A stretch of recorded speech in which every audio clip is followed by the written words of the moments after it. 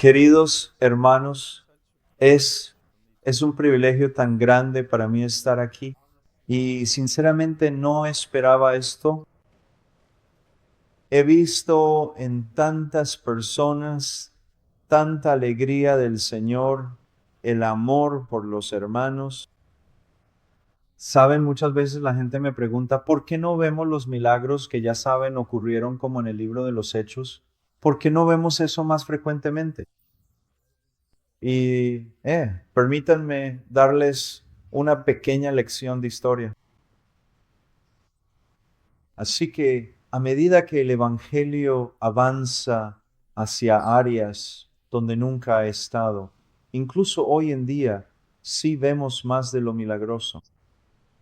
Ahora todos conocemos a los charlatanes que salen y hacen todas estas cosas, predicadores de la prosperidad, y dicen que la gente se sana cuando no es así. Pero Dios sí hace milagros y Dios sí sana a las personas, especialmente en la vanguardia de las misiones. Ves muchas señales, confirmaciones del poder del Evangelio, pero aquí hay algo que quiero que veas. En el Imperio Romano, donde sabemos que en el primer siglo, tercer siglo, cuarto siglo, hubo mucha persecución. Los cristianos sufrieron en Asia Menor y en todo el imperio. Y hubo historiadores romanos, Tácito y otros que escribieron sobre el cristianismo. Ahora, el cristianismo era odiado y es realmente extraño. Una cosa que seguía apareciendo mientras estudiaba a los historiadores seculares, quienes escribían a menudo, la mayoría de las veces, de manera muy negativa sobre los cristianos. Y sabes que los cristianos fueron crucificados, los ponían en los juegos para ser asesinados por gladiadores, fueron devorados por leones, sufrieron terriblemente. Pero esto es de lo que hablaron algunos de los historiadores romanos, algo que no podían entender. No escribieron sobre, ya sabes, cristianos haciendo milagros, pero dijeron esto. Verás, el Imperio Romano se estaba desmoronando. Y la razón por la que se estaba desmoronando era porque estaba compuesto por un montón de grupos de personas diferentes, de distintas etnias, naciones, colores, estratos económicos. Así que había toda esta gente. Quiero decir, todo tipo de grupos diferentes, pueblos tribales y de todo. Y aquí está la única cosa que todos tenían en común. Se odiaban entre sí. Se odiaban entre sí y por eso el imperio romano se estaba desmoronando. No había nada que los mantuviera unidos. No había una filosofía unificadora. Solo había cinismo. Se odiaban entre sí. Pero esto es lo que los romanos que perseguían a los cristianos no podían entender. Había un lugar donde estas personas que normalmente se odiaban entre sí, vivían los unos para los otros, morían los unos por los otros, compartían sus casas, compartían su comida, compartían su ropa, y era en la iglesia de Jesucristo, y no podían entenderlo. Y ¿recuerdas lo que dijo Jesús? Bueno, recordemos lo que no dijo. Él nunca dijo, os conocerán, sois mis discípulos por vuestros milagros. Él dijo, conocerán que son mis discípulos por el amor que se tengan los unos a los otros. Amén. Y eso es tan cierto. Y tantas personas que he conocido y con las que he hablado, y en los últimos 2 días que he visto un amor genuino en muchas personas por sus hermanos en Cristo. Ya sabes, han estado sucediendo muchas cosas en nuestro país, muchos conflictos. La gente habla de tensión racial. No creo en la tensión racial porque según la Biblia no hay muchas razas, solo hay uno, se llama la raza humana. Amén, amén.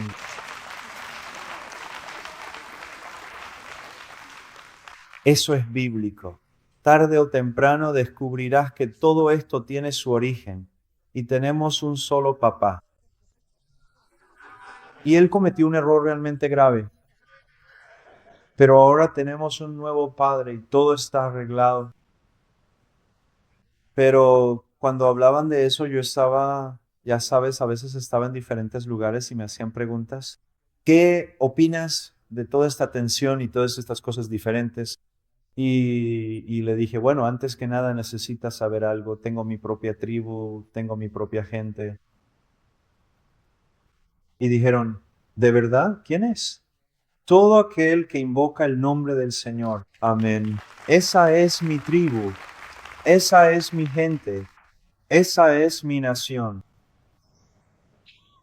Y un día todos seremos perfeccionados en Cristo Jesús, en una gloria y un amor tan grande, un gozo tan grande, que estoy convencido teológicamente que tendremos que ser fortalecidos sobrenaturalmente o nuestros cuerpos no podrán soportar el gozo. Amén. Y todo está en Cristo.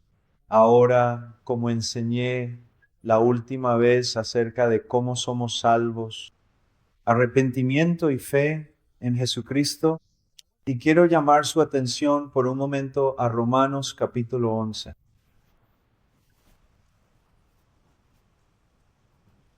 Aménes. En Romanos capítulo 11, versículo 6, y no vamos a quedarnos aquí mucho tiempo. Él dice en el versículo 5, comencemos en el versículo 5, él dice, así también en este tiempo presente ha quedado un remanente conforme a la elección de la gracia de Dios. Y él dice, pero si es por la gracia divina, ya no es sobre la base de las obras. De otra manera, la gracia ya no sería gracia en absoluto. ¿Se dan cuenta de que toda básicamente la filosofía de la civilización occidental en parte está basada en lo que está escrito aquí? Se llama la ley de la no contradicción. Algo no puede ser algo y no serlo al mismo tiempo y de la misma manera. Si es una cosa, no puede ser otra. Y lo que Pablo está diciendo aquí es esto: si es por gracia, si es sobre la base de la gracia, ya no es sobre la base de las obras. Ahora, no hay manera de evitar esto. No hay forma de darle la vuelta. Si soy salvo por gracia, entonces no soy salvo por obras. Si soy salvo por obras, no soy salvo por gracia. Pero luego saltamos al libro de Santiago. Tenemos a Rahab, tenemos a otros, ¿verdad? Entonces, ¿qué está pasando? ¿Hay una contradicción en las escrituras? A veces podemos entrar en una gran discusión cuando de hecho en muchos sentidos estamos diciendo lo mismo. Cuando te digo que es salvación por gracia, si tú piensas, vaya, es salvación por gracia 100% Cristo, eso es maravilloso. Así que vivamos en pecado y que la gracia abunde. No, Señor. Entonces lo que pasa aquí es que no eres cristiano. Amén. No eres cristiano. Usted no es. Es como si una esposa hermosa y devota se acercara a ti y te dijera, esposo, te amo incondicionalmente, pase lo que pase. Y dices, genial, vamos, voy a cometer adulterio.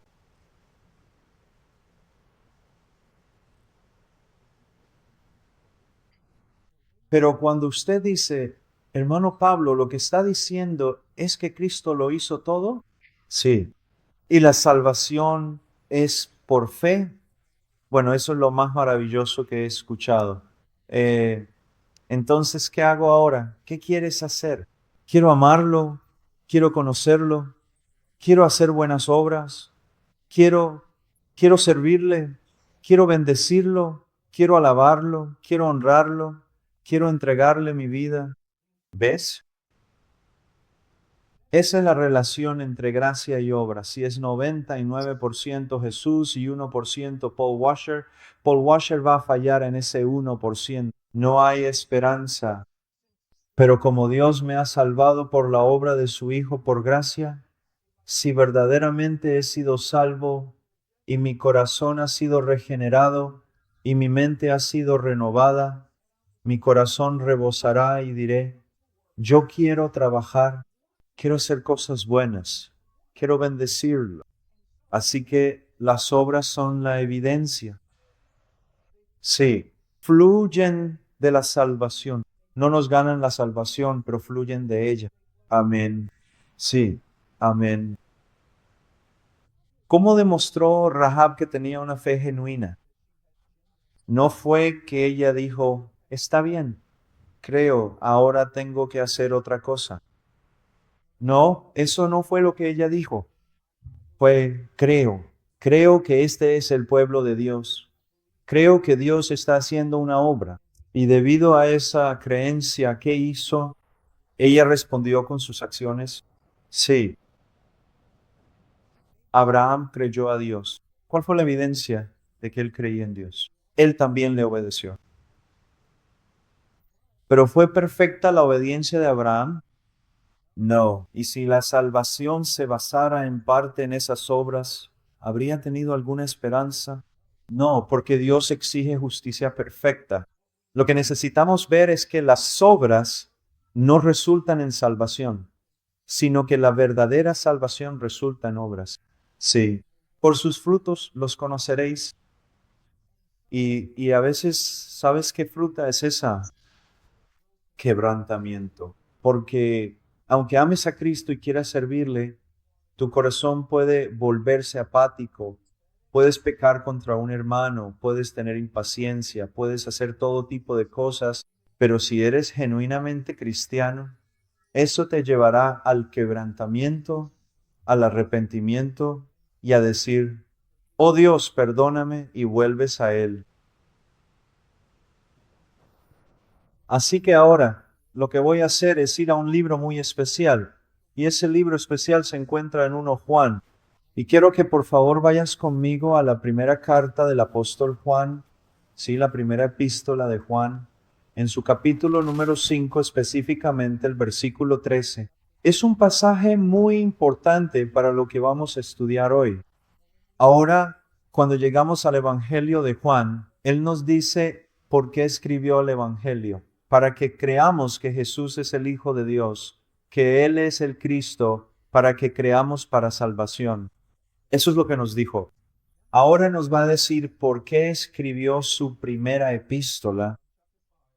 Él dice en 1 Juan 5:13, estas cosas os he escrito a vosotros que creéis en el nombre del Hijo de Dios, dice, les escribo a ustedes que creen en Él para salvación, para que sepan que tienen vida eterna, para que tengan la certeza de que tienen vida eterna. Ahora, ¿qué está pasando? Hay un grupo herético con el que él está lidiando aquí, que ha entrado en la iglesia y está causando muchos problemas. No son los gnósticos, son la raíz de los gnósticos. Muchos creen que los gnósticos surgen de estos grupos. ¿Y quiénes eran ellos? Eran estas personas. Hay una palabra que usamos, se llama esotérico. El significado de eso es que es oscuro. Y básicamente le decían a estos cristianos que tenían una fe sencilla en Cristo y cuya vida había sido transformada, que ellos venían con todo este misticismo, este misterio oscuro y este supuesto conocimiento profundo que solo ellos podían entender, y que si no tenías su conocimiento, no había manera de que pudieras conocer a Dios. Y Juan interviene y estos creyentes, bueno, están luchando con este grupo. Así que Juan interviene, un apóstol con autoridad apostólica, y dice, no, voy a escribir esta carta para que cuando la lean puedan tener una certeza bíblica de que tienen vida eterna. Ahora, ¿por qué digo certeza bíblica? Hay muchas personas que piensan que tienen vida eterna y no la tienen. Jesús dijo, muchos vendrán delante de mí en aquel día y dirán, Señor, Señor, y yo les diré, apártense de mí porque nunca los conocí. Por lo tanto, necesitamos tener la certeza de que somos salvos. Ahora, ¿quieres confiarme ese asunto? Bueno, ¿cómo sabes que eres salvo? Y respondes, porque me lo dijo el hermano Pablo. ¿De verdad quieres ir por ese camino? No. No me importa quién sea. No tienen la autoridad para hacer eso. Y sin embargo, los predicadores lo hacen todo el tiempo, ¿no es así? ¿Hiciste esa oración? Sí. Entonces eres salvo. Bueno, tengo dudas. No dudes. En realidad, no voy a confiar en mucha gente que me diga cómo llegar desde Virginia a Memphis. Seguro que no voy a confiar en alguien que me diga cómo llegar desde Memphis al cielo. Necesito que Dios, a través de su palabra, me diga esto. Y de eso trata todo el libro de 1 Juan, y es asombroso. Entonces, ¿qué hace Juan? Él nos da una serie de pruebas y dice, a la luz de estas pruebas que te doy, míralas, lo que te voy a decir, obsérvalo y pregúntate, ¿es esto una realidad en mi vida? Y si no lo es, entonces deberías preocuparte. Así que vamos a mirar estas pruebas y vamos a comenzar en 1 Juan 1, y esto es para ti. Realmente vas a tener que pensar en esto. En el versículo 5, este es el mensaje que hemos oído de Él y os anunciamos, que Dios es luz y en Él no hay ninguna oscuridad.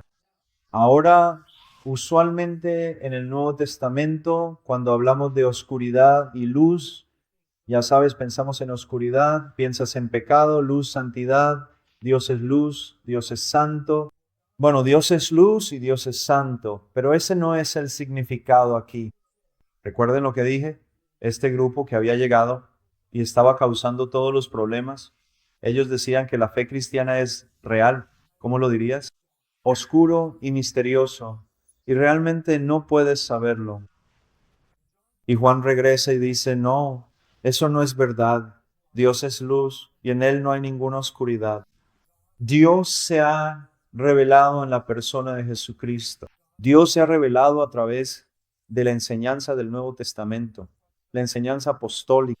Dios es muy claro. Sí, no está oscuro, no está oculto. No es necesario pasar por ningún ritual. No tienes que, como dijo Pablo en el libro de Romanos, no tienes que subir al cielo para averiguarlo, no tienes que bajar a las profundidades del infierno para encontrar una respuesta. Está justo frente a ti. Dios se ha revelado a nosotros, Dios es luz. Ahora, ¿qué dice el versículo 6? Esta es la primera prueba. Si decimos que tenemos comunión con Él.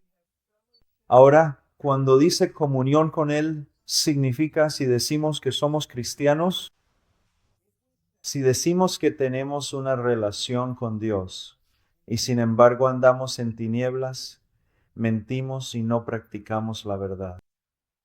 Si digo soy cristiano, pero ando en tinieblas, estoy mintiendo cuando digo que soy cristiano. Ahora, ¿necesitamos entender esto o vamos a meternos en problemas aquí? ¿Qué significa andar en la luz? ¿Qué significa andar en tinieblas? Andar en la luz es caminar en la revelación que Dios nos ha dado acerca de Él mismo y de su voluntad. Eso es lo que significa. Aleluya. Entonces vamos a las enseñanzas de Jesús, vamos al Nuevo Testamento, vamos a toda la Biblia, ¿ves? Entonces andar en la luz es caminar de una manera que está de acuerdo con lo que Dios nos ha dicho acerca de su carácter, y caminar de una manera que está de acuerdo con lo que Dios nos ha dicho acerca de su voluntad. ¿De acuerdo? ¿Qué significa andar en tinieblas? Es caminar de una manera que contradice lo que Dios nos ha dicho acerca de su carácter. Es caminar de una manera que contradice lo que Dios nos ha dicho acerca de su voluntad. Y esto es, si caminas de acuerdo a las Escrituras, estás caminando en la luz. Si caminas de una manera que contradice las Escrituras, estás caminando en tinieblas. Ahora, algunos de ustedes están sentados ahí pensando, pero sí, quiero decir, yo estoy tratando de hacer eso, pero no soy perfecto. O todavía no lo sé todo, e incluso algunas de las cosas que sé me cuestan trabajo. Está bien, volvamos atrás. Y por eso dije que necesitamos saber lo que esto está diciendo. Él dice que caminan en tinieblas, peripateo. Peripateo, el peri significa alrededor, pateo, caminar. Lo que él está diciendo es que no se trata solo de que camines de una manera que esté de acuerdo con el carácter de Dios y estés de acuerdo con los mandamientos de Dios cuando estás en la iglesia, sino cuando andas por ahí. En cada área de tu vida estás aprendiendo sobre la luz de Dios, la revelación de Dios, y a medida que aprendes más y más sobre la revelación de Dios, vas conformando tu vida cada vez más para que tu carácter se parezca al carácter de Dios y tu manera de caminar se ajuste a la voluntad de Dios. Ahora, peripateo también está en tiempo presente indicativo, lo que significa una acción continua. Él está hablando de un estilo de vida, un estilo de vida. Así que ves en los padres de la iglesia, que son los primeros 5 siglos de la iglesia, ves en diferentes lugares donde los hombres hablan de su fe en Cristo. Y sin embargo, este deseo de ser un discípulo, de caminar con Cristo, de ser conformados a la imagen de Cristo, está el libro de Empús, la imitación de Cristo. ¿Ves eso? Imitas a la persona que más honras, quieres ser como ellos. Y entonces él dice, si decimos que tenemos comunión con Dios, que tenemos comunión con Cristo, que somos verdaderamente cristianos, y sin embargo nuestro estilo de vida, la manera en que vivimos, contradice constantemente todo lo que Dios ha dicho sobre sí mismo y contradice constantemente sus mandamientos. Entonces somos unos mentirosos. Ahora recuerda, este es Juan el Amado, ¿verdad? Pero mira lo fuerte que está hablando. Y sin embargo andamos en tinieblas, mentimos y no practicamos la verdad. Así que la primera prueba, lo que quiero que hagas es hacerte esta pregunta. ¿Tú has hecho la confesión de que confías en Cristo y tienes comunión con Él? ¿Tu vida lo refleja? ¿Quieres entender más acerca de la luz? ¿Aprender más sobre el carácter de Dios? ¿Aprender más sobre los mandamientos de Dios? Y en tu estilo de vida, ¿estás buscando conformarte cada vez más a esa luz? Esto ha dejado a algunos de ustedes un poco asustados, porque hay muchas personas que creen ser discípulos, pero no hay cambio, no hay fruta, no hay obras que validen eso. Pero ahora, para aquellos de ustedes que son cristianos y están un poco preocupados, pasemos a la siguiente prueba. En el versículo 8, si decimos que no tenemos pecado, nos engañamos a nosotros mismos y la verdad no está en nosotros. Si confesamos nuestros pecados, Él es fiel y justo para perdonarnos nuestros pecados y limpiarnos de toda maldad. Aquí vemos la sabiduría de las Escrituras y el equilibrio perfecto de la sabiduría de Dios. Porque el cristiano genuino, cuando escucha lo que dije en la primera prueba, va a pensar, sí, está bien, yo sí quiero saber más acerca de Dios y su voluntad. Sí quiero caminar de una manera que sé conforme a eso, pero a veces peco. Puedo ver el pecado en mí. De hecho, mientras más crezco, más pecado veo. Entonces, ¿eso significa que no soy creyente? No. La confesión es sin duda alguna una de las mayores y más claras evidencias de que alguien se ha convertido realmente en un verdadero creyente. Déjame darte un ejemplo, y esto me ha sucedido a lo largo de mis 40 años. Entonces digamos que estoy predicando y Dios comienza a moverse. digamos que estoy predicando sobre el pecado y Dios realmente comienza a moverse y ves gente en la congregación que está llorando. Y luego ya sabes, en algunas iglesias hacen algo así como un llamado al altar, ¿verdad? Y la gente pasa al frente, están orando y clamando a Dios. ¿Sabes qué es lo inusual? Por lo general son las personas más piadosas de la iglesia las que pasan al frente llorando, y los pecadores endurecidos y carnales se quedan sentados como diciendo, yo no tengo nada malo, no tengo, estoy bien, yo no tengo nada malo, estoy bien. Una de las mayores evidencias de que realmente te has convertido en creyente es que al buscar caminar en la luz, ves áreas de fracaso y necesidad y tu corazón se quebranta y te encuentras confesando pecado y pidiendo perdón. Así las palabras de nuestro Señor. Bienaventurados los que lloran, porque ellos serán consolados. ¿No es asombroso que, por ejemplo, un hombre pueda estar en el ministerio y tal vez esté robando dinero, mintiendo, cometiendo adulterio, y ni siquiera su conciencia se ve afectada? Otro hombre está en el ministerio y en un domingo en particular su valentía se deja llevar por la carne y eso se convierte en arrogancia. Y después de que termina el sermón, se levanta de nuevo y dice, ¿podrían por favor perdonarme? No les pido que me perdonen por haber sido valiente, sino porque por un momento no tuve el espíritu correcto. No era la valentía del espíritu, simplemente estaba en la carne. Perdónenme. ¿Entienden lo que quiero decir? Un hombre puede cometer adulterio contra su esposa. El otro, si baja a desayunar por la mañana, ¿qué sucede? Y él fue impaciente con ella y luego se siente miserable y tiene que pedirle que lo perdone. ¿Ves la evidencia ahí? El Espíritu de Dios obrando en alguien. Déjame decirte cómo es realmente, ¿de acuerdo? Ahora, esto no es una ilustración de mi hogar ni de mi esposa, ¿de acuerdo? Así que, querida, si alguna vez escuchas este sermón, esto no es sobre ti, ¿de acuerdo? Así que no me lastimes. Pero digamos que una mañana hay un hombre de negocios y se levanta y es tarde. Él no es cristiano, es tarde, tiene una reunión importante, está bajando corriendo las escaleras, ya sabes, y lleva su maletín y las cosas se le caen. Y está tratando de recogerlas. Y luego mientras se prepara tiene la manija de la puerta, tiene la mano en la manija de la puerta y está a punto de abrir la puerta para irse porque tiene que llegar a ese asunto. Su esposa dice, hola. Él se da la vuelta y ya sabes de qué estoy hablando.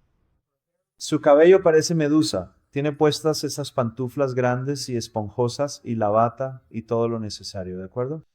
Y ella dice, saca la basura. Y él dice, saca la basura, ¿qué te pasa? Tengo que ir a trabajar. Saca la basura. ¿Y qué es eso de las pantuflas? Pareces un yeti. Para allá. Y sale corriendo por la puerta. Es un hombre perdido. Sale corriendo por la puerta y se sube a su coche. Lo único que piensa es en la reunión.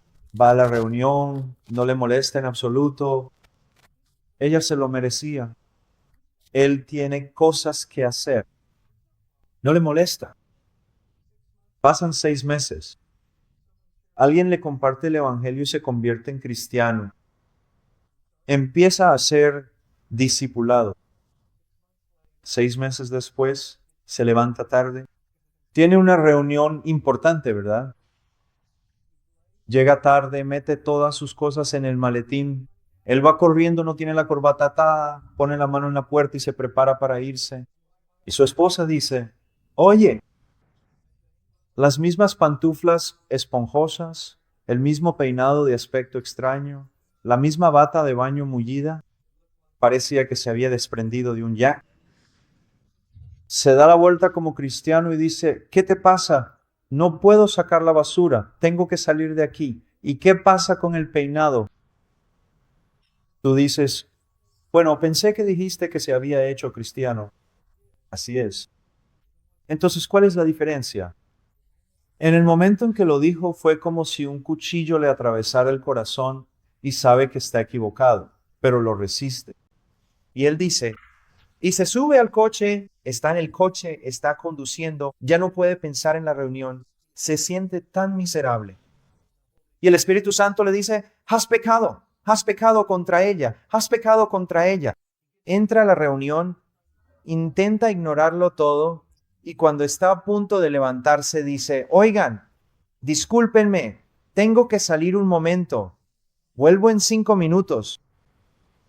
Sale y llama a su esposa y le dice, cariño, lo siento mucho por mi impaciencia, he pecado contra Dios, he pecado contra ti, te amo, por favor, perdóname. Y tal vez ella le dice, oh, está bien. ¿Sabes cuál debería ser su respuesta? No, no está bien. Necesito que me liberes. Necesito que me digas que me perdonas. ¿Qué está sucediendo? Estamos viendo la evidencia genuina de que ese hombre se ha convertido en cristiano. Amén. Dijiste, pero él pecó. Sí, él pecó. Y en el momento en que lo hizo, fue como si un cuchillo le atravesara el corazón y supo que estaba equivocado. Y el Espíritu de Dios no lo dejaría ir. ¿Lo ves?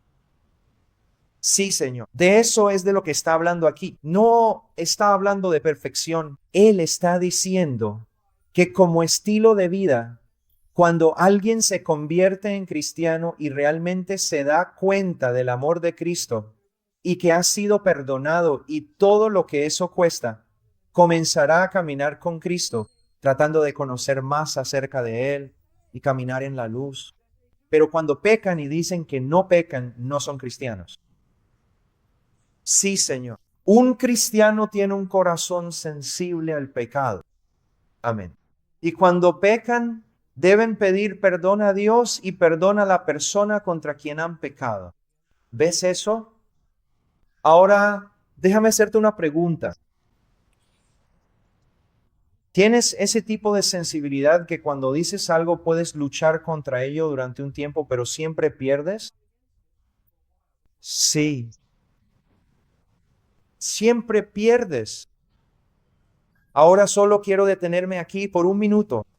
Mucha gente piensa que decir, Señor, perdóname, es una confesión, que no es, que no es. Entonces quiero ayudarte aquí. ¿Qué es la confesión? Bueno, la palabra aquí es, ahora escuchen con mucha atención, homologeo. Homologeo. Homo es la misma palabra, ¿vale? Mismo. Como homosexual, del mismo sexo. Mismo. Homólogo, homólogo. Logeo significa hablar. Así que en esencia, homologeo significa decir exactamente lo mismo. Es decir, confesar precisamente lo mismo, sin desviaciones. Ahora, ¿qué significa eso? Entonces ese hombre fue impaciente, se enojó y fue grosero con su esposa. Se sube al auto y el Espíritu Santo. No es que escuche una voz, pero el Espíritu Santo le deja muy, muy claro. Fuiste impaciente, grosero y poco amoroso con tu esposa. La confesión no es, perdóname, Señor. No lo es. La confesión es cuando dices lo mismo. Tienes razón sobre mí, Señor. Fui poco amoroso, fui impaciente y fui grosero. Digo lo mismo.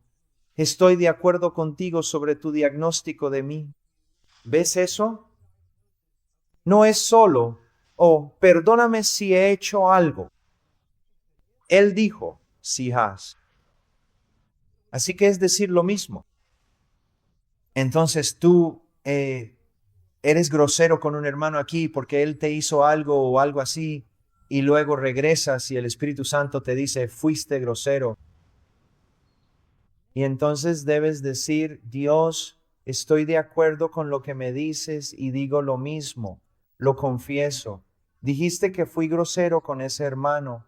Estoy de acuerdo contigo, fui grosero con ese hermano, perdóname. Y luego vas al hermano y le dices, si he pecado contra ti, no. Dices, Dios me ha mostrado que fui grosero contigo. Ahora, aquí hay algo más. Si alguien viene a ti, esto no es parte del sermón, solo que mucha gente no entiende esto. Alguien viene a ti y dice, hermano, fui grosero contigo, por favor perdóname. ¿Y cuál es tu respuesta natural? Oh, olvídalo. ¿Qué estás haciendo? ¿Quieres que él olvide algo que Dios le recordó? Yo no haría eso. Sí, Señor. Si ves claramente que sí, fue grosero, di, sí, hermano, fuiste grosero conmigo y te perdono. Si no lo ves así y él tal vez tiene una conciencia demasiado sensible y realmente no fue grosero, entonces quizás quieras sentarte y hablar. Pero déjame darte un ejemplo. Esto funciona para los papás.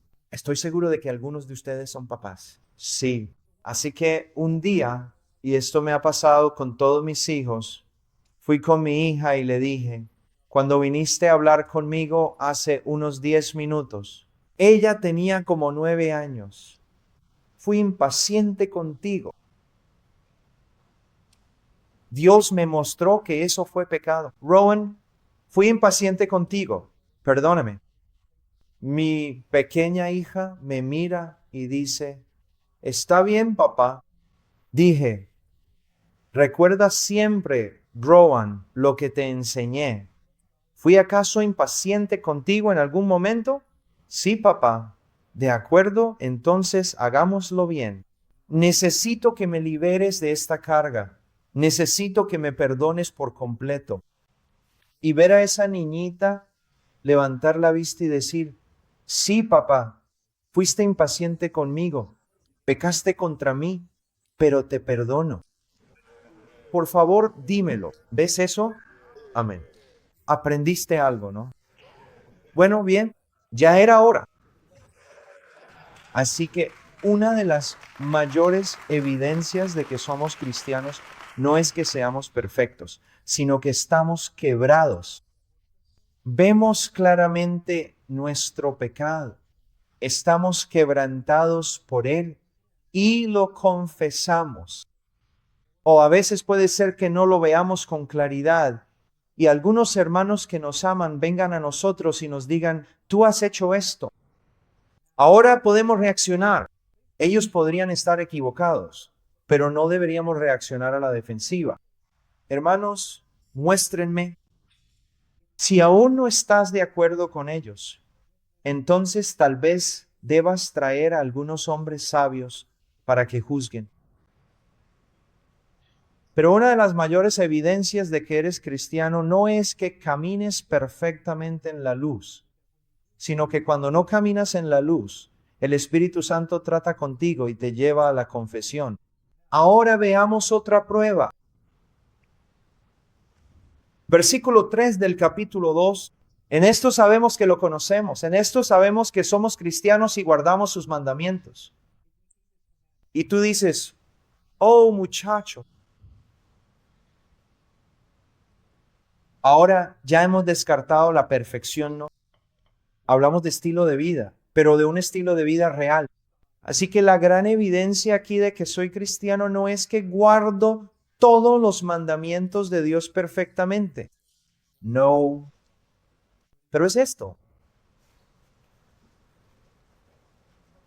Amo los mandamientos de Dios.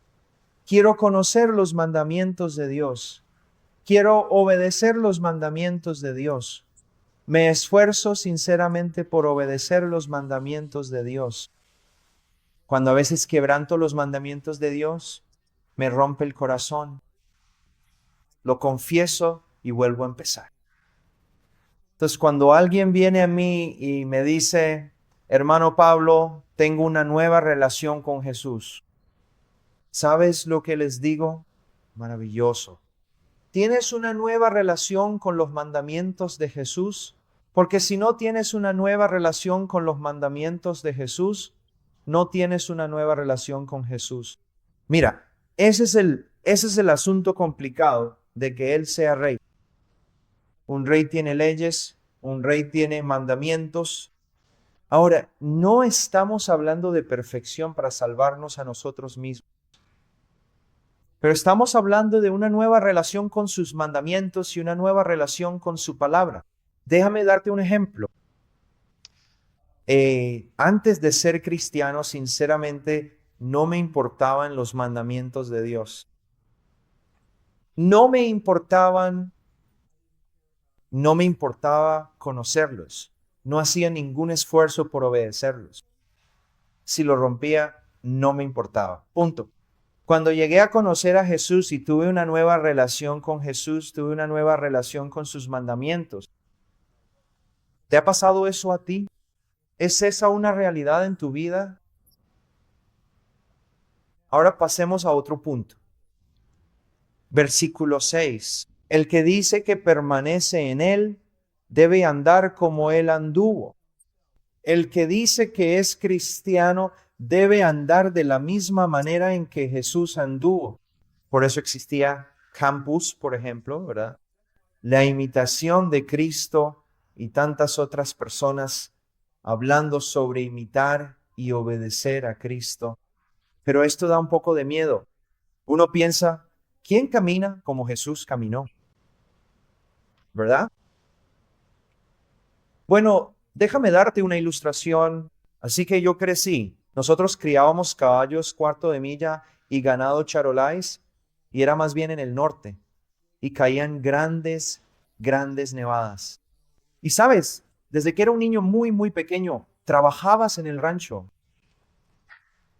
El primer versículo que aprendí en mi vida, cuando tenía 6 años, ya sabes, mi papá entraba, sabes, eran las 5:30 de la mañana, a las 6:00 de la mañana, y mi papá entraba y decía, Paul, muchacho, levántate, no hay descanso para los malvados. Eso era lo que siempre me decía. Y me sacaba de la cama y nos íbamos a trabajar. Bueno, cuando hay una gran nevada, hay ciertas cosas que tienes que hacer. Te aseguras de que el ganado esté alimentado, los caballos estén alimentados y rompes el hielo. Rompes el hielo. Rompes el hielo en los recipientes. Rompes el hielo si están sacando agua de un estanque. Rompes el hielo. Y a veces cargas mucha agua. Así que mi papá era un hombre grande, medía 1,88 metros, muy fuerte. Y mi papá tomaba un balde con esta mano y otro balde con esta mano, lo levantaba y caminaba. Y me refiero a grandes zancadas atravesando 60 centímetros de nieve. Todo lo que yo quería era ser como mi papá a los 6 años. Él levantaba un balde así y el otro balde así. Yo levantaba un balde así y el otro balde así. Yo era un niño pequeño y levantaba esos baldes. Y aquí está el asunto. Veía sus huellas en la nieve y yo solo quería tanto ser como él. Y parecía una araña borracha cruzando la pradera y me caía y era simplemente ridículo.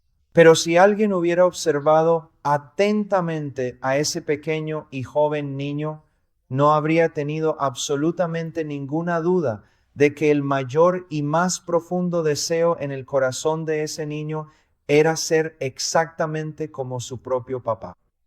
Sí, no había ninguna duda. En la debilidad, en el fracaso, en la incapacidad, cuando veías el rostro de ese niño y veías lo que intentaba hacer, sabías sin lugar a dudas que tenía un propósito genuino y sincero, y ese era ser como aquel a quien seguía.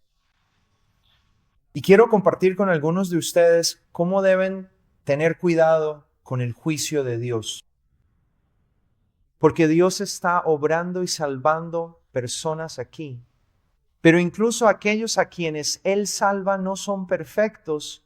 Y es muy fácil para ti mirar a algunos de los hombres aquí que intentan seguir a Cristo y solo verlos tropezar y tambalearse, y luego te apartas y no haces nada más que ridiculizarlos y burlarte.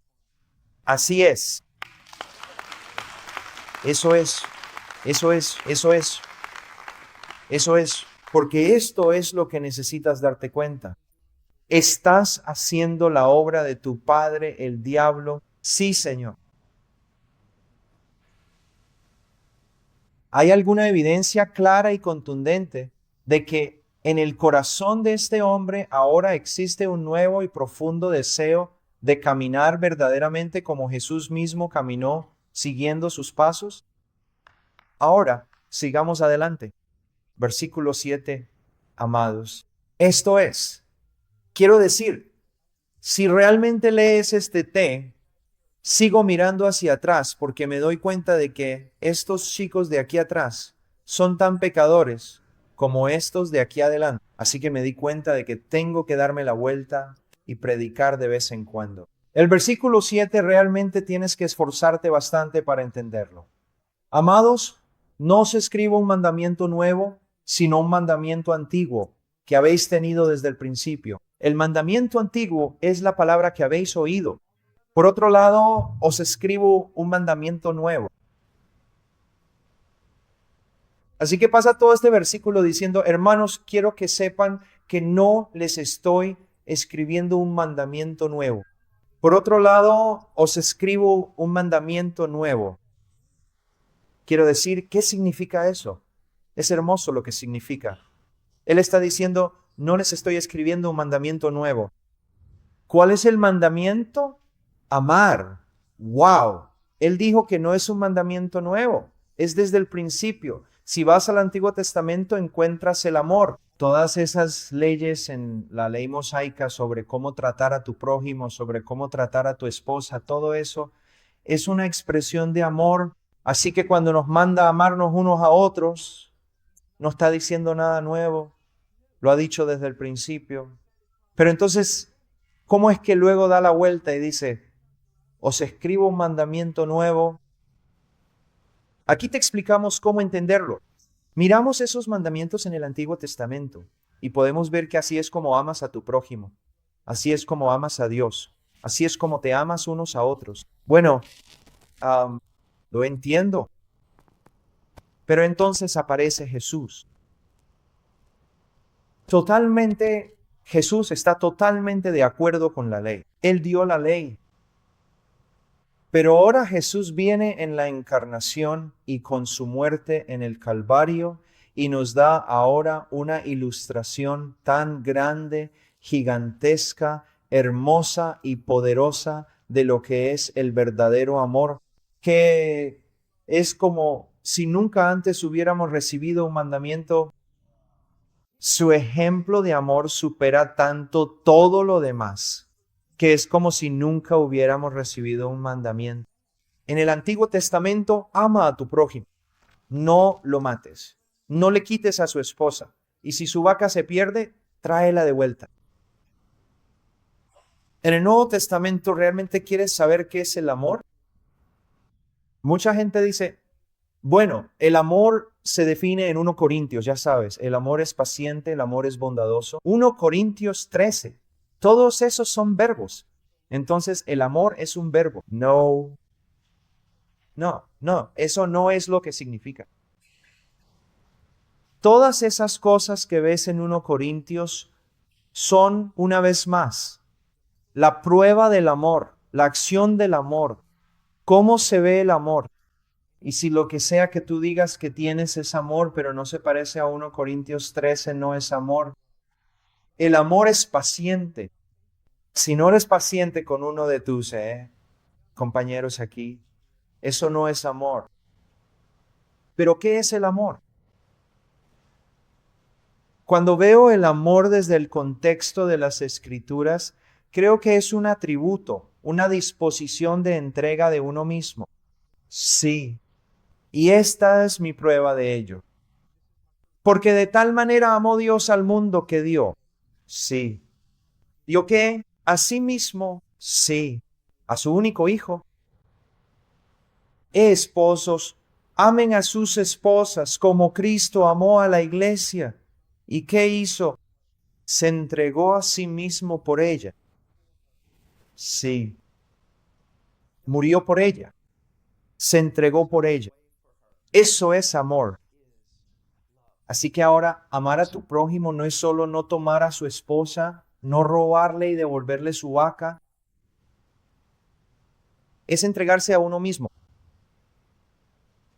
Ya no se trata de ponerte a ti primero, es entregarte a los demás.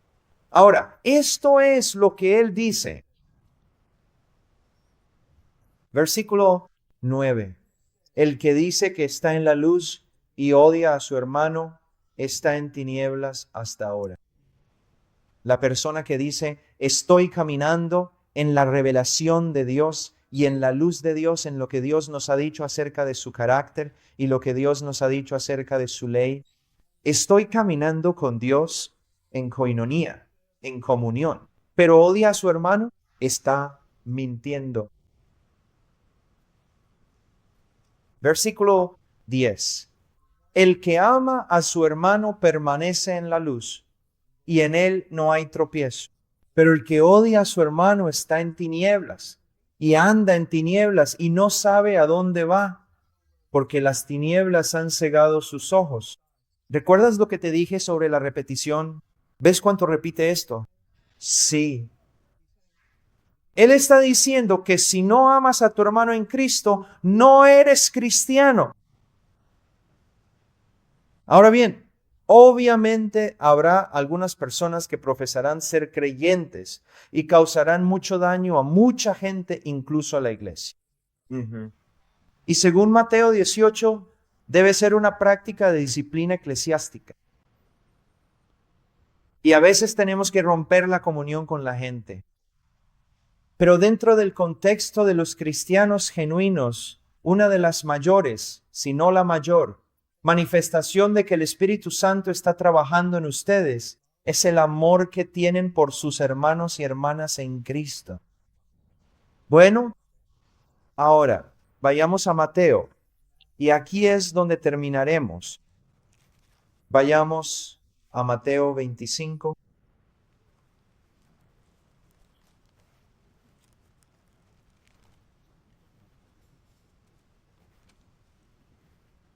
Mateo 25, 31. Pero cuando el Hijo del Hombre venga en su gloria, acompañado de todos los ángeles, y se siente en su trono glorioso, todas las naciones serán reunidas ante él, y él las separará como el pastor separa las ovejas de las cabras. Pondrá las ovejas a su derecha y las cabras a su izquierda. Entonces el rey dirá a los de su derecha: vengan, benditos de mi Padre, hereden el reino preparado para ustedes desde la fundación del mundo.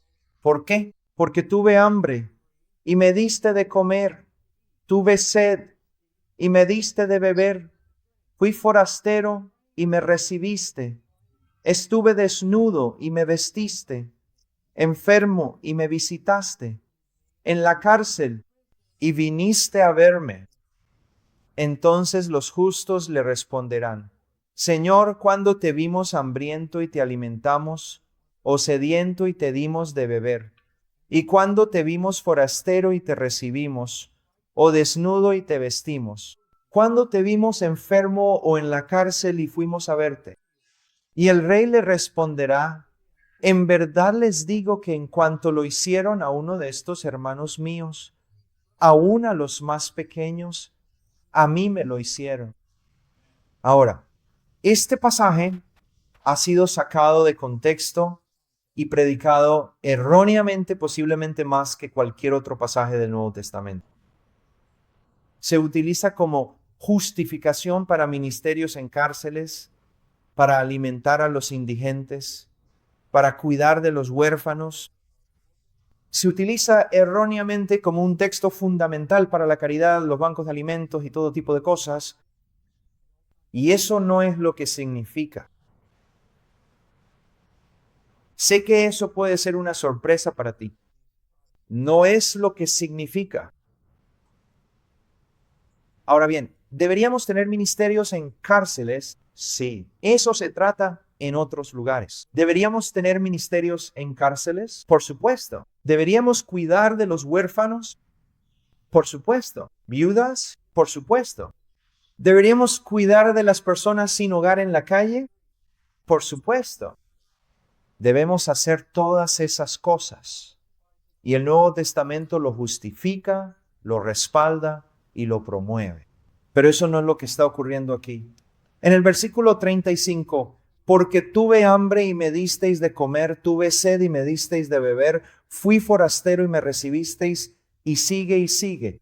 Estuve en la cárcel, estuve aquí, como lo hicisteis con uno de mis hermanos más pequeños. Él no está diciendo nada más, sino, hiciste esto por mi gente. Entonces, ¿qué está pasando? Todas estas cosas horribles y terribles, la gente se queda con mucha hambre, tienen una sed insoportable, no tienen un hogar donde vivir, están completamente desnudos, están muy enfermos y están en prisión. ¿Qué está pasando? Todas estas personas, de hecho, están sufriendo estas difíciles cosas porque son verdaderos discípulos de Jesucristo, porque son creyentes firmes en Jesucristo y están sufriendo con gran valentía por su profunda fe. Ahora, quiero darte una ilustración. Vamos a imaginar por un momento que estamos en la Roma del primer siglo, ¿de acuerdo? Y nos estamos reuniendo clandestinamente en el bosque porque los cristianos están siendo perseguidos. Así que, ya sabes, tenemos una iglesia de, digamos, 25 de nosotros. Todos sabemos tomar diferentes caminos para entrar y salir del bosque. Y vamos, nos reunimos y celebramos la cena allí en el bosque. Nos animamos unos a otros con las palabras de los apóstoles. Y luego nos despedimos. Y cada uno de nosotros conoce la ruta que debe tomar para regresar a la ciudad de Roma. Y todos tenemos que ser muy cuidadosos. Así que finalmente llegas, son como la 1 de la mañana, logras regresar a tu casa y empiezas a prepararte para dormir. Y de repente, pum, pum, pum, pum, pum, en la puerta. Y alguien afuera dice, hermano, ¿estás despierto? Sí.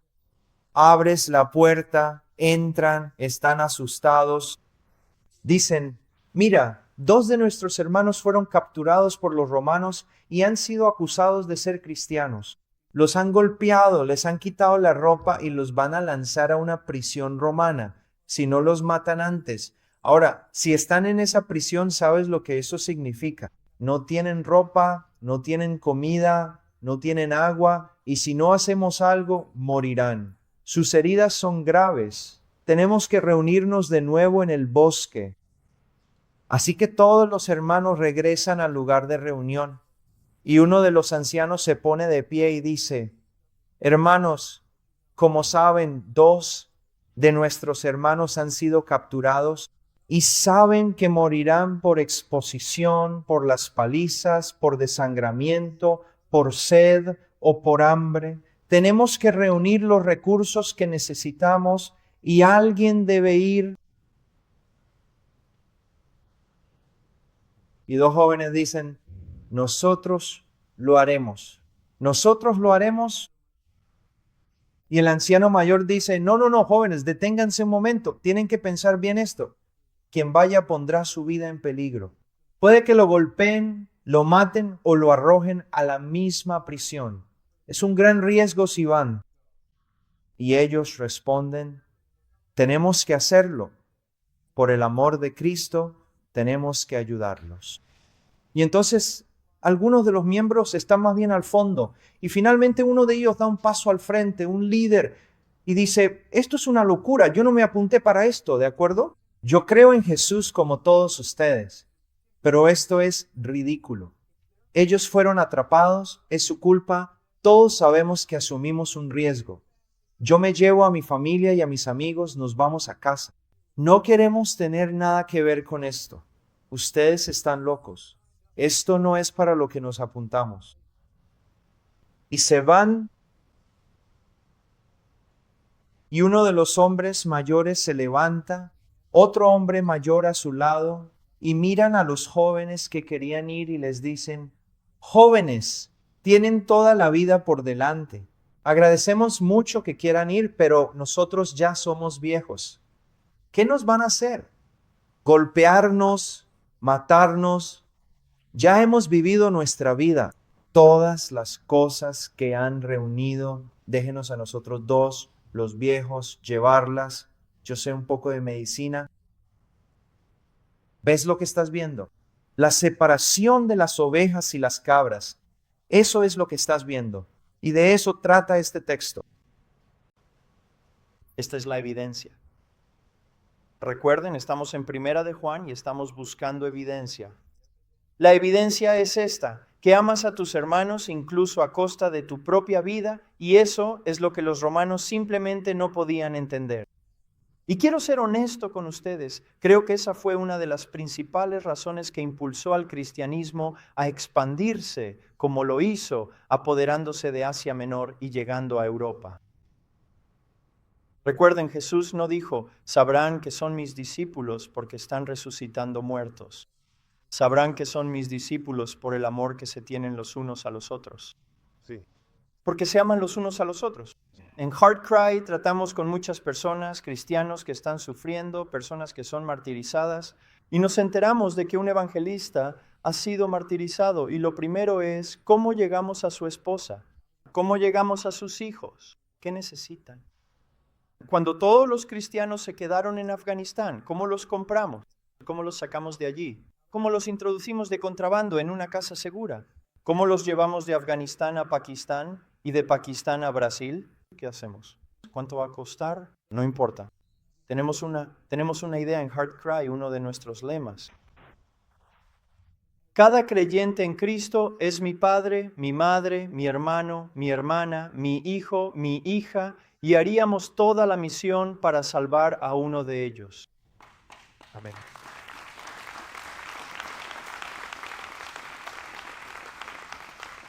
De eso es de lo que estamos hablando y lo vemos, ¿no es así? En la iglesia del primer siglo, en la iglesia del segundo siglo, en la iglesia del tercer siglo, en la iglesia del cuarto siglo. Lo vemos. Luego lo vemos a lo largo de toda la historia y cosas que ni siquiera sabes acerca de los cristianos, solo línea tras línea de mártires.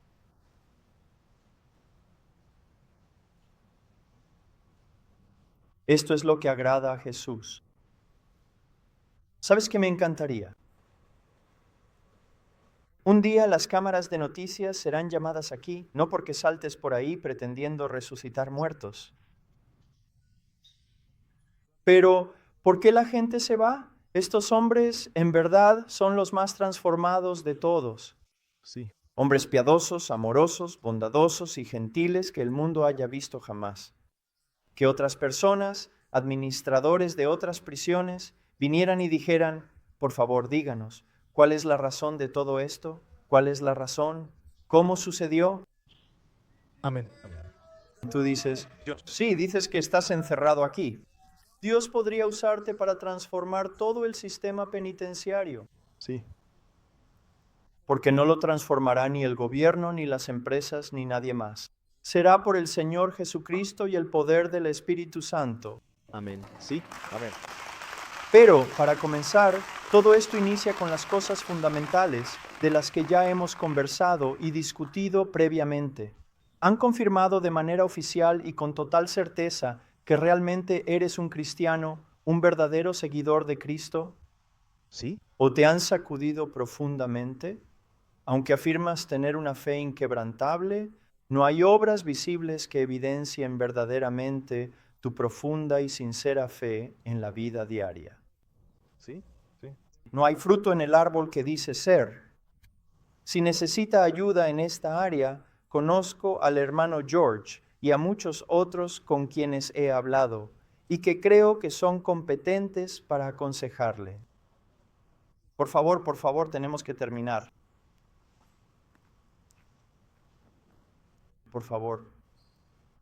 Si tan solo supieras el privilegio que tienes ante ti de conocerlo y el privilegio que tienes ante ti de servirlo y la gran fe que podrías ejercer al servirlo aquí y transformar este lugar a través de la oración, la exposición de la palabra de Dios y dando fruto verdadero que se extienda por toda esta prisión y luego al sistema penitenciario.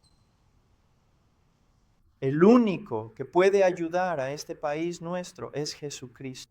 Amén. Amén. Dios lo bendiga y le conceda mucha paz y prosperidad en su vida.